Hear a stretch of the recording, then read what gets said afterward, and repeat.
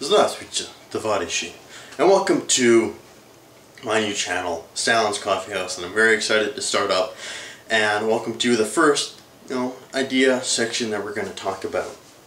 And this is something I've been rattling around in my mind for quite some time. I had a whole bunch of other ideas, but I eventually decided on this one because I was thinking about it so much. And that is, what is human nature? What does it mean to be a human being? And is there some kind of solid, grounded, constants that are existent throughout all human beings? Or is there really no such thing as human nature? And that kind of idea in itself is very folly.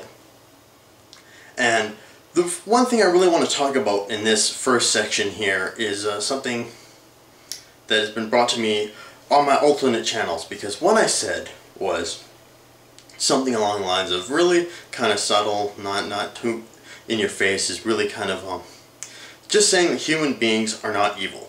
That's pretty much all I said, that we're not evil. And I got lots of people angry at me, like getting angry messages, angry comments, people saying that it's a foolish thing to think about, that's totally foolish, totally groundless.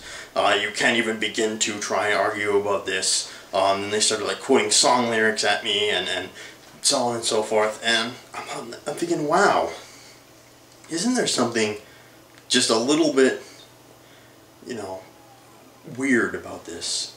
That people are getting mad at me because I'm saying we're not evil. Like, to me that is, I just can't wrap my head around a concept like that. To me it just seems totally 100% ridiculous. And why does it seem ridiculous to me when I say? Because I'm not evil. Because my girlfriend's not evil. Because my family's not evil. My friends aren't evil. My subscribers aren't evil. In fact, I would say that I don't know a single person personally that I would say this guy's evil. I know people who are selfish, I know people who are jackasses, but I don't know anybody who is evil. And I just can't see where you can get off saying something like human beings are evil. We are capable of evil things, but that doesn't make us evil. And that is really kind of the main argument that a lot of these guys will present to me. Just because we're capable of evil things means we're evil. But when you look at the vast majority of human beings, they're doing more good than they are harm. Doing more good actions than they are evil actions. And the amount of, really just good people in this world outweighs the evil people tremendously. In a staggering amount. And I think the main reason why I can't accept this argument is because, to me, that's a justification of evil actions. That just because, deep down inside, this is who we truly are, we truly want to murder everybody and steal and rape and pillage and burn down everything and destroy everything, and the only thing that is holding us back from this rampage is our super ego or society or religion or punishment or something like that. But you remove those barriers and then this flood of a cannibal rampage comes streaming out across the world. And to me that's really like a justification, that because this is the way we are, that it's okay if we do evil things, because that's just who we are, we're just evil, so it's okay if you go and murder somebody, because that's who you truly are. And I think that's the real reason why I can't ever accept the human beings are evil kind of argument. And like I said, we're capable of evil things, but there's always a reason why someone does something evil, why someone steals or kills or rapes or loots or whatever. Insert your evil action du jour somewhere in there. There's always a reason, and nobody ever does it just because they're evil. There's something else out there, like they're angry or jealous or desperate or something else. But or the main one, I think, is because they're told to do it. And that is one of the things that I feel is very constant about humans, is that we easily capitulate to authority figures. And that is actually going, as I've noticed, is actually decreasing.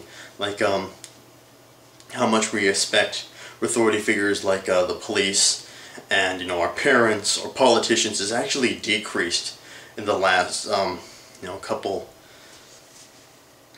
decades, which is making me think maybe, you know, this isn't such a constant in human nature. But that usually really was the case for a very, very long time, that we were easily capitulating to authority figures.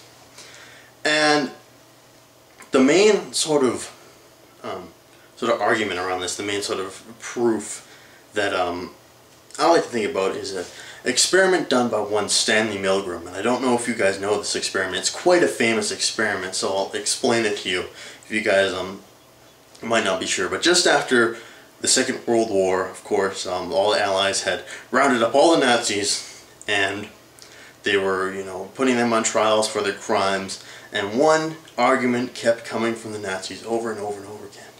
And that was, I was only following orders. I only killed these people because I was following orders. And the Allies said, you know, that's not a good excuse. It's every human being's duty to disobey inhumane orders. And Milgram, I believe, was a Jew himself, and he was also kind of wondering, you know, are these Germans really just an evil race of people? Are they really just an evil, you know, country? And so what he did was he formulated an experiment to find out, you know, the effects of what his main idea was. He was trying to figure out, you know, how powerful authority figures are and how far we're willing to go just because someone told us to do this. But what he, you know, set up the experiment as is he put up flyers everywhere that said, I'm looking for people to help me study the effects of punishment on learning. And, you know, you'll be paid, here's the number, call the number, and then, you know, he got a whole bunch of people together. And of course, Mr. Milgram has a bunch of people working for him. They're called Confederates. So what he does is he lines up all the Confederates and all the participants, and then he assigns them a student or teacher role. Of course, all the Confederates are assigned student roles, whereas all the participants are given teacher roles. So all the participants are taken to the teacher's chair, and in front of them there's a giant console. And on this console, there's a bunch of switches, and every switch is labeled, you know, 5 volts, 10 volts, 50 volts, so on and so forth, all the way to 400 volts, which is a potentially lethal dosage. And what they were to do was, there was an actor in the other room, a Confederate of Mr. Milgram's, and every time, you know, they were supposed to get an answer wrong, the teacher would shock them. Of course, these shocks weren't real, but of course, the participants thought they were very, very real. And every time they would get another answer wrong, the amount of shocks just kept increasing all the way up to that 400 level. And occasionally, as the shocks got progressively, you know, harder, or got larger and larger, you'd hear screams from the other room. You'd hear him saying, "Help! You know, my heart's gonna give out. Please let me out of here. Please let me out. I'm being held here against my will. I don't want to do this anymore." And then the participant would look to the experimenter, which is just, you know, some generic guy in a lab coat, and would say something like, the experiment needs you to continue, you have to continue, you're too far, you can't stop now, you must continue. You know, 3 times, every time they would ask, you know, can I stop this, just increasing the forcefulness of those responses. And 65% of Americans went all the way up to 400 volts, the potentially lethal voltage. And they actually redid that experiment recently, and they found roughly the same kind of statistics, roughly the same kind of answers.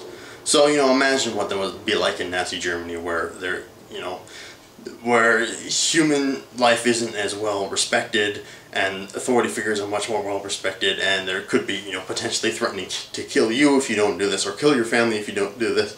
I could imagine, because of such factors, that number would be significantly larger. So I don't think we do evil things. A lot of the evil things we don't do because we're evil, but because someone told us to do them. And, you know, we can argue all day whether or not those people are evil or not, but the mass of people I know just aren't they're good people. I will say that they're good people, and I really can't ever accept the argument that humans are evil. But, you know, we aren't capable of evil things, but there's a reason why these evil things happen. So I gotta wrap this up. That's the first section of my discussion on human nature. The next one is going to be why we're not good either. Why we're not exactly good human beings either. Then I'll probably do another final one, sort of capitulating everything into what exactly is human nature. What exactly does it mean to be human will be the final segment. But for now, I certainly hope you guys have enjoyed this. I certainly hope you guys like this. I'd love to see your responses in the comment field. And of course, once this discussion is all over, I'll take some of the best responses and we'll discuss those. But for now, this is going to be Joseph Vissarionovich Stalin signing off, and I'll see you guys later.